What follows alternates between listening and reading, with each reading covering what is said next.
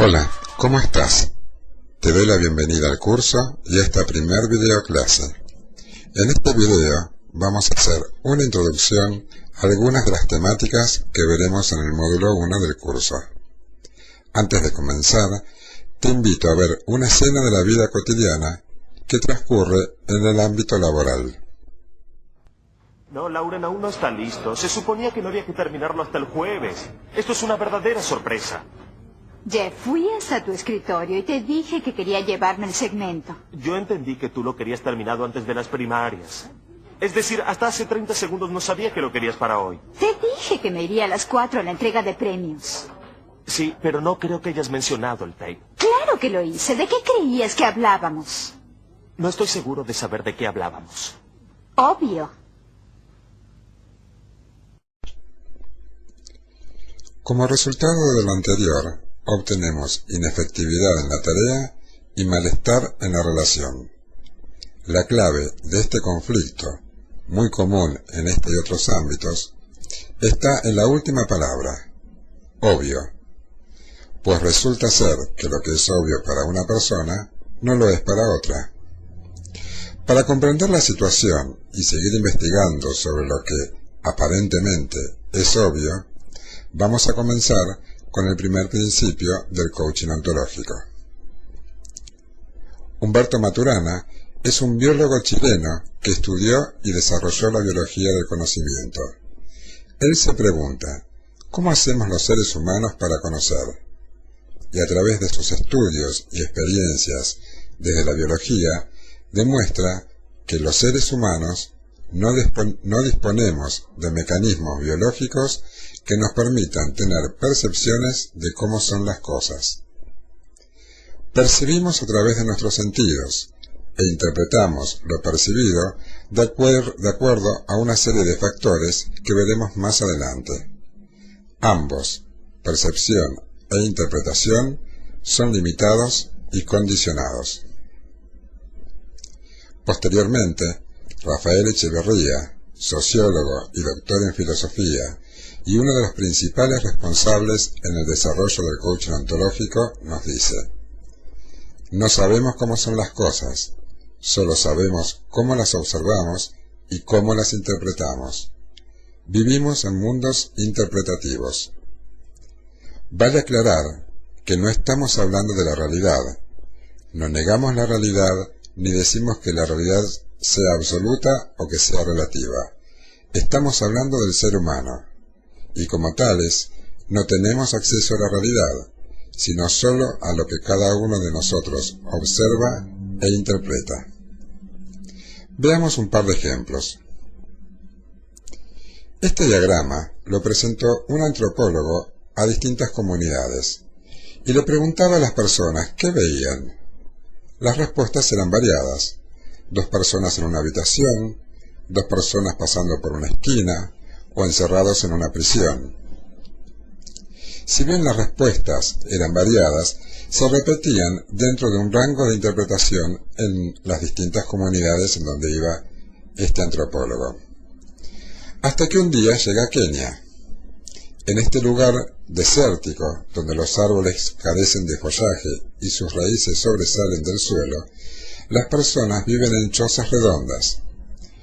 Cuando el antropólogo presenta su dibujo y pregunta qué veían, no tenían duda en la respuesta: 2 mujeres que van a lavar la ropa, caminando por el desierto y pasan frente a un árbol. ¿Lo puedes ver? Lo que para nosotros es ventana, ellos lo ven como un atado de ropa, y lo que nosotros vemos como esquina entre 2 paredes, ellos lo ven como árbol. O sea, un rango de interpretación totalmente distinto a nuestra cultura occidental. Y si esto pasa con un dibujo tan sencillo, imagínate lo que puede pasar con las múltiples interpretaciones que podemos tener en nuestra vida, que es de mucha mayor complejidad. Ahora, intenta ver las 2 interpretaciones del dibujo: la habitación con 2 personas y la ventana, por un lado, y 2 mujeres que van a lavar la ropa por el otro. ¿Puedes verlas? Podemos ver una y luego la otra y volver a la anterior. como si hiciéramos zapping entre dos canales del televisor. Esto también tiene que ver con nuestra biología. No podemos ver dos interpretaciones del mismo fenómeno al mismo tiempo. Tenemos que soltar una para poder ver la otra. En este dibujo es fácil hacerlo. Ahora, en nuestra vida diaria se complica. No queremos soltar nuestras interpretaciones. Nos aferramos a ellas, pretendiendo tener razón y defendiendo esta razón a muerte.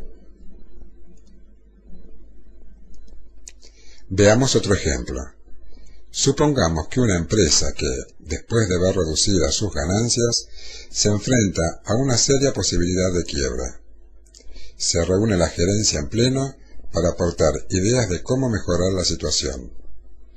Todos los gerentes están mirando lo mismo, la situación de la empresa, pero cada uno ve algo distinto.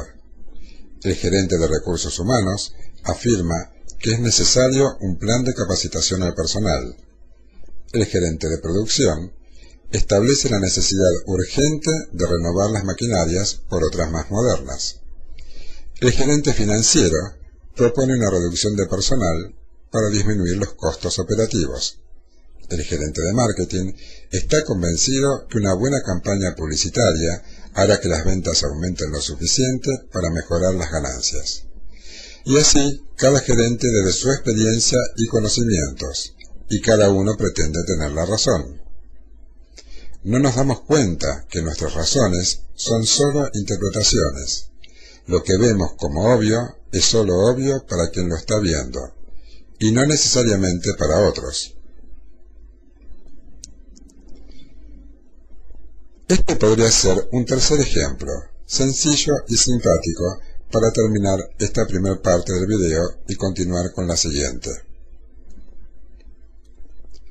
El punto de vista tiene que ver no solo con el lugar desde el que se observa, sino fundamentalmente con quién observa.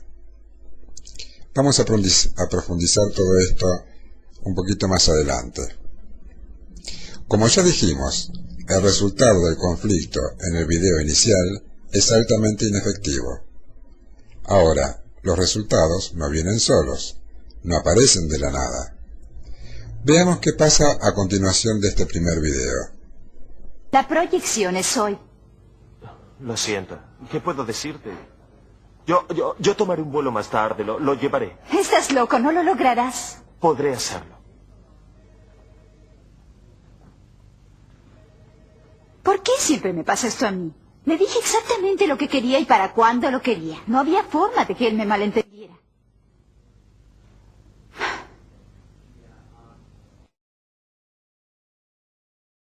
Los resultados que obtenemos son el producto de las acciones que realizamos. Y realizamos estas acciones en función de cómo interpretamos y formulamos los problemas. Mientras los resultados sean satisfactorios, no hay ningún inconveniente. Pero, ¿y si los resultados no son satisfactorios? En este caso caben tres opciones. La primera, hacer más de lo mismo, por lo que, lógicamente, obtendremos más de los mismos resultados insatisfactorios. Esto es lo más común. De allí la frase siempre me pasa esto a mí. Tal vez porque es lo único que se nos ocurre, o porque así se hacen las cosas, o porque yo soy así. O tal vez echamos las culpas afuera para justificarnos.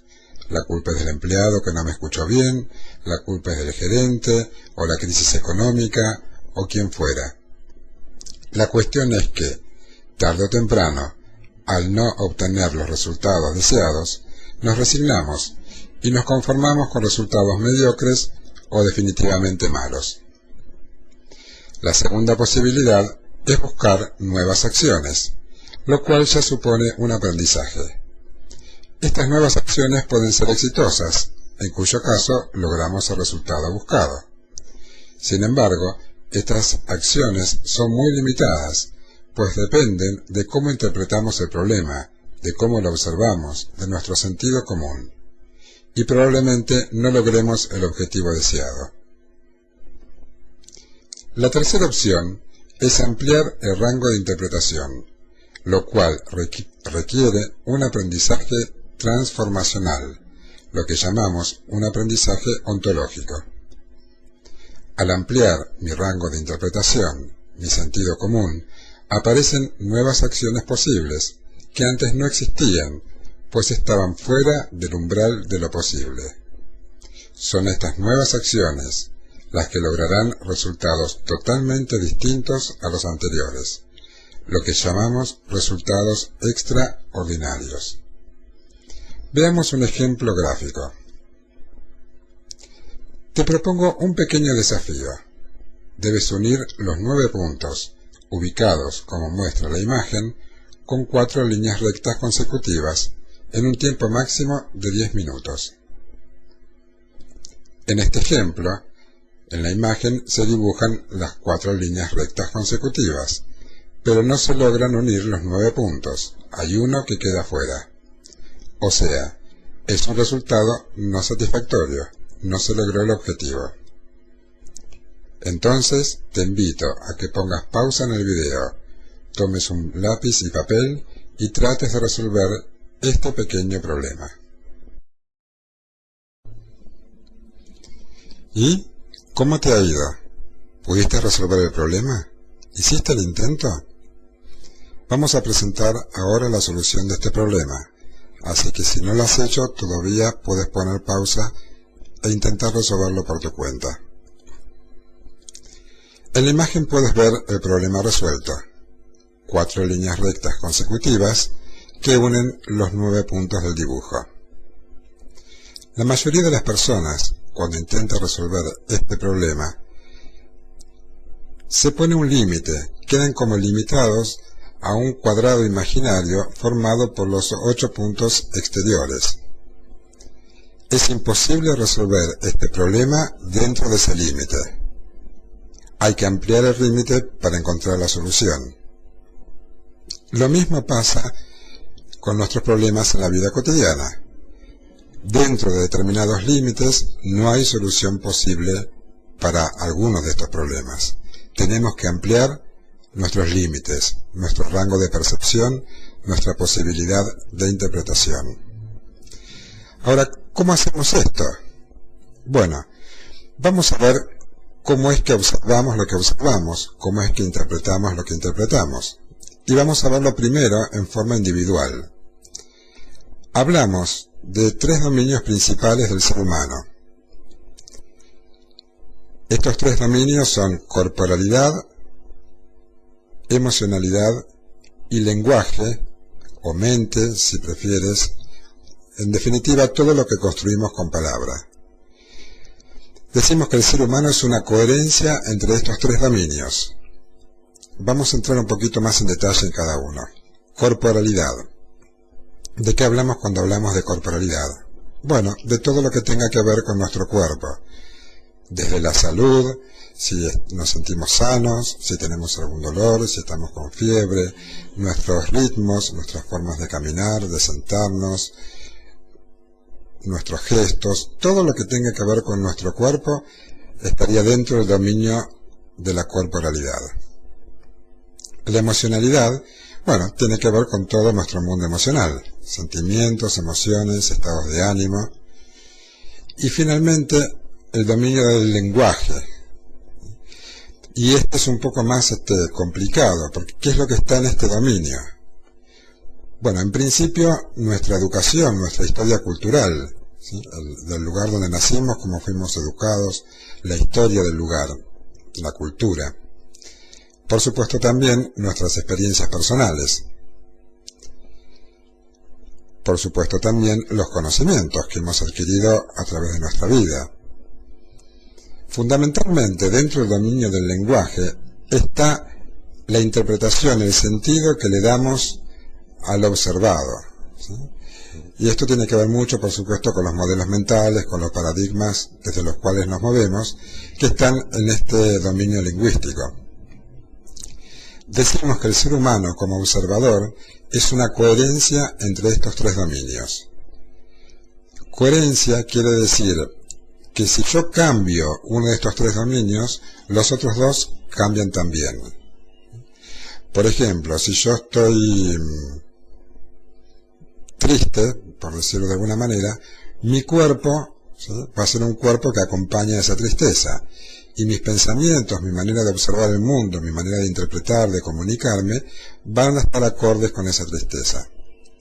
Si, por ejemplo, recibo una buena noticia, ¿sí?, que gané una herencia o gané una lotería y demás, entra por el dominio lingüístico, ¿sí?, y impacta en el dominio emocional y en el corporal, ¿sí? Voy a estar alegre y ya mi cuerpo va a ser distinto. Entonces, una forma de cambiar el observador que estamos siendo es intervenir en alguno de estos tres dominios, el corporal, el emocional o el lingüístico. Esto cambia, digamos, todo nuestro ser, todo nuestro estar siendo, la manera que observamos, interpretamos, percibimos y actuamos, y por supuesto, bueno, permite lograr nuevos resultados que antes no eran posibles. Esto en cuanto a un enfoque individual. Ahora, los seres humanos no vivimos exclusivamente en forma individual, sino que también nos relacionamos con otras personas y nos relacionamos con otros contextos o sistemas. Veamos entonces el siguiente ejemplo. Cada uno, en el caso de una relación con una persona, cada uno mantiene su corporalidad y creamos, ¿sí?, un dominio emocional entre ambos y un dominio lingüístico entre ambos. Entonces, yo no tengo la misma emocionalidad y los mismos pensamientos, la misma mirada con una persona que con otra, o dentro de un sistema que dentro de otro. O sea, yo no tengo la misma emoción y los mismos pensamientos en el trabajo o cuando estoy en casa con mi familia, o con un cliente, o con mi pareja, o con mis hijos. Entonces, aquí también podemos intervenir, ¿sí?, en cualquiera de estos tres dominios, corporal, emocional y lingüístico, para poder crear un cambio observador, un cambio de interpretación que me permita ampliar este rango y generar nuevas acciones y por lo tanto nuevos resultados. Bueno, esto ha sido todo en este primer video.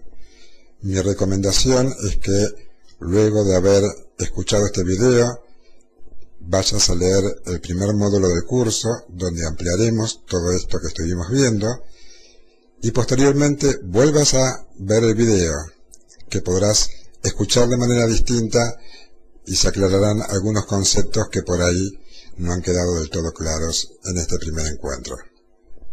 Te agradezco la atención y seguimos en contacto.